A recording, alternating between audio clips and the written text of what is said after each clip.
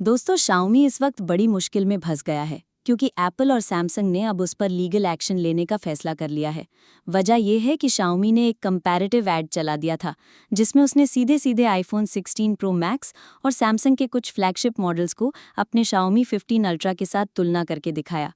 अब देखो, अगर कोई यूट्यूबर या टेक रिव्यूअर करता तो ठीक है, लेकिन कोई कंपनी जब दूसरी कंपनी के प्रोडक्ट को नीचा दिखाने के लिए उसी का नाम और मॉडल यूज करके विज्ञापन चलाए तो ये सीधा गलत माना जाता है।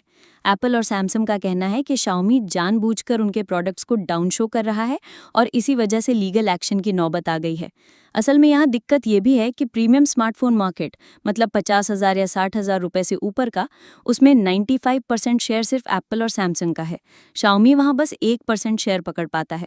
तो जाहिर है एप्पल और सैमसंग इस मार्केट को लेकर और भी सख्त रहते हैं। वैसे ये पहला केस नहीं है, शाओमी पहले भी सैमसंग के एलईडी टीवी के खिलाफ ऐसा ऐड दिखा चुका है। तो अब दोनों दिग्गज कंपनियां उसे कोर्ट में घेरने जा रही हैं। अब जरा इंटरनेशनल पॉलिटिक्स पर आते हैं। अमेरिका के ट्रेड एडवाइजर पीटर नवारो ने इंडिया पर आरोप लगाया है कि ये रूस से तेल लेना बंद नहीं कर रहे। उनका कहना है कि भारत को अमेरिका, जर्मनी, फ्रांस जैसी डेमोक्रेसीज के साथ खड़ा होना चाहिए, न कि रूस और चीन जैसी अथॉरिटेरियन कंट्रीज के साथ। लेकिन इंडिया की पॉलिसी क्लियर है, जो हमारे नेशनल इंटरेस्ट में होगा वो ही करेंगे। अमेरिका खुद रूस से फर्टिलाइजर और बाकी सामान खरीदता है, लेकिन इंडिया पर ही दबाव बना रहा है। साथ ही चीन पर तो सैंक्शन लगाने की हिम्मत नहीं दिखा रहा, लेकिन इंडिया पर सैंक्शन लगा रहा है। यहाँ तक कि अक्साई चीन का मुद्दा भी उठा रहा है कि भारत कैसे चीन के साथ रिलेशन रख सकता है जबकि वो तुम्हारी जमीन हड़प चुका है। ये सब करके अमेरिका चाहता है कि इंडिया रूस और चीन को छोड़कर उसकी तरफ झुके। कई यूरोपियन मीडिया ने तो यहाँ तक लिखा है कि मोदी जी ने ट्रंप की कॉल तक नहीं उठाई। कुल मिलाकर अमेरिका अब दोस्ताना रवैये से ज्यादा दबाव डालने वाली पॉलिसी अपना रहा है और इंडिया को बुली करने की कोशिश कर रहा है। अब एक शॉकिंग खबर आती है कानपुर से। यहाँ पर एक सिक्योरिटी गार्ड जिसकी सैलरी मुश्किल से 10,000 रुपये महीना है, उसको जीएसटी डिपार्टमेंट से नोटिस मिला है 3 करोड़ 14 लाख का। नोटिस में लिखा है कि उसके नाम पर 17 करोड़ का क्लोथिंग बिजनेस चल रहा है और उसे टैक्स देना होगा। लेकिन हकीकत यह है कि वो बेचारा रात में कोचिंग इंस्टीट्यूट में गार्ड का काम करता है। उसके पैन कार्ड से किसी ने दिल्ली में ओम एंटरप्राइजेज नाम से फर्जी फर्म खोल ली और अब हरासमेंट इस गार्ड को झेलनी पड़ रही है। अब उसकी कमाई तो वैसे ही बहुत कम है और ऊपर से वो नौकरी छोड़कर ऑफिसों के चक्कर लगाएगा। साफ है कि यह सिस्टम की बड़ी लापरवाही है। बिहार से एक और टेंशन वाली खबर आई है। नेपाल बॉर्डर से 3 जैश-ए-मोहम्मद के आतंकी भारत में घुस चुके हैं। इनके नाम हैं हसनैन आई रावलपिंडी के, आदिल हुसैन उमरकोट के और मोहम्मद उस्मान भावलपुर के। इनको लेकर पूरे बिहार में हाई अलर्ट जारी कर दिया गया है क्योंकि वहां चुनाव भी होने वाले हैं। सरकार ने यहां तक ऐलान किया है कि अगर कोई इनके बारे में जानकारी देगा तो उसे 50,000 रुपये इनाम दिया जाएगा।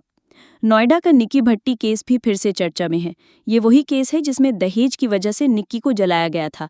शादी को 9 साल हो गए थे, लेकिन ससुराल वाले 36 लाख रुपए और एक स्कॉर्पियो की डिमांड कर रहे थे। अब आरोपी विपिन को बचाने की कोशिश हो रही है। सीसीटीवी फुटेज दिखाए जा रहे हैं कि वो उस वक्त घर पर नहीं था, लेकिन एक वीडियो सामने आया है जिसमें साफ दिख रहा है कि वो निक्की के साथ घरेलू हिंसा कर रहा है। पुलिस को घर से थिनर की बोतल और लाइटर भी मिला है। यानी ये साफ है कि सिलेंडर ब्लास्ट की कहानी झूठ थी। अब बात करते हैं जम्मू कश्मीर की। बीते 24 घंटे में रिकॉर्ड तोड़ बारिश और क्लाउड बर्स्ट ने रियासी और डोडा जिलों में तबाही मचा दी। वैष्णो देवी यात्रा के दौरान अर्धकुमारी वाले रास्ते में भारी भूस्खलन हुआ और करीब 40 से 41 लोगों की मौत हो गई। सवाल ये उठ रहा है कि जब मौसम विभाग ने पहले ही चेतावनी दी थी तो यात्रा क्यों नहीं रोकी गई। फिलहाल यात्रा रोक दी गई है और मृतकों के परिवारों को 6 लाख रुपए मुआवजा देने का ऐलान हुआ है। इस क्लाउड बर्स्ट का असर पंजाब तक देखने को मिला है। निचले इलाकों में बाढ़ आ गई है और आर्मी ने अपने स्पेशल रेस्क्यू व्हीकल तैयार कर दिए हैं जो पानी और जमीन दोनों पर चल सकते हैं। वहीं अटारी वाघा बॉर्डर पर एक अजीब नज़ारा देखने को मिला। पाकिस्तान की तरफ पानी पानी और गंदगी, जबकि इंडिया की तरफ हालात थोड़े कंट्रोल में। पाकिस्तान ने तो इंडिया को जिम्मेदार ठहरा दिया कि पानी छोड़ दिया गया, जबकि हकीकत यह है कि इंडिया के कई हिस्से खुद भी फ्लड से जूझ रहे हैं। करतारपुर साहिब के विजुअल्स में साफ दिख रहा है कि वहां जमीन तक दिखाई नहीं दे रही, बस पानी ही पानी है।